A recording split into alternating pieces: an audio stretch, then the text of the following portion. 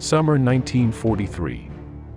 On the Eastern Front, the Great Tank Battle of Kursk is being fought, the result of which makes it clear that Germany will neither be able to win the war, nor will it be able to reach a negotiated peace. In addition, after this battle in the vicinity of Kursk, the Soviets began a series of offensives along the entire southern sector of the Eastern Front, which took them to Kiev and to the banks of the Dnieper River before the end of the year of 1943. However, this was not the only major confrontation that took place on the Eastern Front during those months, as a few hundred kilometers further north, the Battle of Smolensko took place, in which General Heinrici resisted for 2 months, causing terrible casualties to the Soviets. As we have seen on this channel recently, the city of Smolensko was conquered by the Germans during their advance towards Moscow in July 1941, after which they diverted towards Kiev. Interestingly, it would now be 2 years later, when the Germans were going to lose both Smolensk and Kiev, practically at the same time. The Army Group Center sector in the vicinity of Smolensk had been relatively calm for most of 1942 and 1943, suffering the heaviest attacks in the Rzhev salient, which was some 200 kilometers northeast of this position.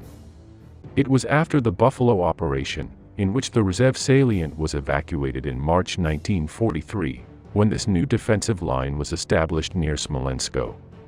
The lack of activity in this sector had allowed the Germans to establish good defensive positions, which were also designed by General Heinrici. This general was in command of the 4th German Army, and had established up to 6 defensive lines in the vicinity of Smolensko, at a depth of almost 130 kilometers. On the other hand, on its northern flank it had General Reinhardt's 3rd Panzer Army, and on the south Walter Model's 9th Army. Of the three, the most worn out was Model's 9th Army, as it had been fighting non-stop since the start of Operation Citadel on July 5. Heinrici had arranged everything to cause the greatest possible damage to the Red Army when it decided to attack, and in addition to these 6 defensive lines that were completely mined, he had established special strong positions, which protected the 2 main roads to Smolensk. The technical name of the defensive system that Heinrici had arranged to the east of Smolensko is known as zone defense.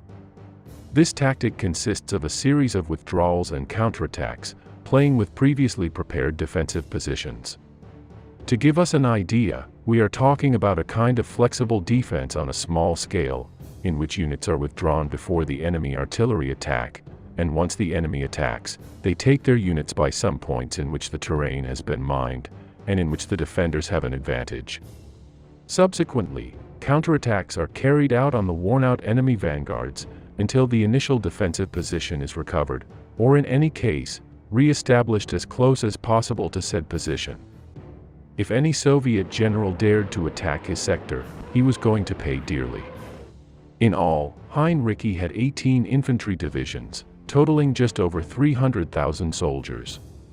If we also take into account the other 2 German armies that we have named above, and on which the attack also fell, it is estimated that they totaled some 800,000 soldiers, with 500 tanks. For their part, the Soviets were going to attack the sector with General Yeremenko's Kalinin Front, which would later become the First Baltic Front, and General Sokolovsky's Western Front, which would become the Third Belarusian Front.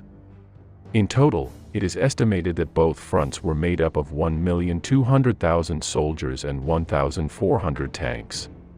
So we can conclude that the forces that fell on the 4th Army of Heinrici exceeded him between 2 and 3 times in number. The Soviet plan consisted of attacking in the direction of Bryansk, in continuation with the one they had already launched against the Ural salient, to later also attack further north in Smolensko. Against this city, they would organize a large pincer attack to encircle all German defenders in and to the east of the city. This attack began on the morning of August 7th, with a heavy artillery barrage on the German positions for almost 2 hours. Following this, the Soviet armies attacked General Heinrici's and Model's positions. Although the objective of the first day was to reach the Yelnya railway line, the Soviets crashed into the defensive wall that Heinrici had been preparing for months. Thus, the Soviets did not reach that objective that they had set for the first day until a week later. Soon the Soviets gave up attacking in the vicinity of Smolensko and concentrated further south, as the German defenses at Bryansk were much weaker. During the third day of combat and after suffering many losses, the full advance of the Soviet vanguard in the direction of Smolensko had penetrated only 7 kilometers of the German defensive system. Farther south, the Soviet attacks were more successful, and they were advancing in a westerly direction, because there were no German defenses there, and Model's weakened forces were far worse off than Heinrici's. After 13 days of combat, the situation was as follows. In the vicinity of Smolensko, the Soviets had been able to advance practically nothing, while a little further south, they had achieved a penetration of about 40 kilometers, after which they had been stopped. After a week of rest, in which the Soviet armies reorganized, on August 28 the offensive resumed, on a front line of 150 kilometers. Again, and after another week of fighting, the Red Army was able to advance another 35 kilometers southeast of Smolensko. Although Heinrici's positions were little affected, most of the German reserves had to be sent to the area under attack, and the German Fourth Army gradually weakened. It was from September 15th, already during the third phase of the offensives, when the German lines began to collapse in the entire group of German Center Army. By the 16th, the Soviets had captured the city of Yartsevo, 45 kilometers northeast of Smolensko. A few days later, they cut off the Smolensk road to the south in the direction of Roslavel, leaving the German defenders in Smolensk increasingly isolated. Finally, by September 25th, the Germans had no choice but to withdraw from Smolensko, which began to be attacked from all directions.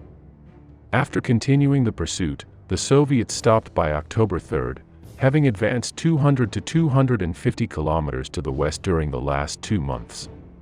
This advance had been possible after having counterattacked the Germans in the Ural salient and in the Donets, while they were in full Operation Citadel. With these attacks along almost the entire eastern front, the Germans found themselves outmatched, and had to move their armored reserves from one place to another to try to hold their positions. Although Smolensk was strongly defended, the sector was gradually weakened, and once the Soviets pressed on all flanks of the German Fourth Army, Heinrici could do nothing but fall back, while inflicting heavy casualties on the Red Army. It is estimated that in this set of operations, the Germans lost between 70,000 and 100,000 troops, while the Soviets lost almost 450,000 soldiers along with 860 main battle tanks. Although these data pertain to all the combats that took place in the place, with the Heinrici sector representing only a third of it, it is clear that the German general sold every inch of his territory very dearly. On the other hand, Heinrici refused to apply the total destruction orders in Smolensko, and this led him to heated discussions with Hermann Göring, who pressured him to be temporarily replaced from command of the Fourth Army. Well, what do you think of this series of battles so little known? What do you think about Gotthard Heinrici's defensive role on the Eastern Front throughout the Second World War? If you want to expand this information, I leave you the documentary that we recently uploaded about him in the description. Thank you all so much for being part of this community, especially the sponsors who make this possible.